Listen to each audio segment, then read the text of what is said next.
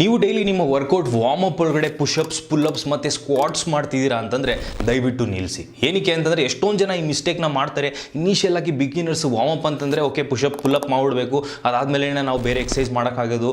Back ಇದ್ರೂ ಆ್ಯಕ್ಚುಲಾಗಿ push-up ಮಾಡ್ತಿರ್ತಾರೆ, ಆಮೇಲೆ ಚೆಸ್ಟ್ ಇದ್ರೂ ಪುಲ್ಅಪ್ಸ್ ಮಾಡ್ತಿರ್ತಾರೆ. ದಯವಿಟ್ಟು ಇದನ್ನು ಮಾಡೋದ್ಕೋಬೇಡಿ. ಏನಕ್ಕೆ ಅಂತಂದರೆ ಎಲ್ಲ ಮಸಲ್ ಆ್ಯಕ್ಚುಲಾಗಿ ಗ್ರೋ ಆಗೋದಕ್ಕೆ ಆ ರೆಸ್ಟ್ ತುಂಬಾ ಬೇಕು. ಸೊ ಆಬ್ವಿಯಸ್ಲಿ ನೀವು 2 ರೆಪ್ ಮಾಡ್ತೀರಾ ಅಂದರೆ ಮಸಲ್ನ ತುಂಬಾ ತಿರ್ಗಾ ಮತ್ತೆ ಯೂಸ್ ಮಾಡ್ತಿದ್ದೀರಾ ಅಂತಂದ್ಬಿಟ್ಟು ಆಬ್ವಿಯಸ್ಲಿ ಸ್ಟ್ರೆಂತ್ ಗೇನ್ ಆಗುತ್ತೆ, ನೋ ಡೌಟ್.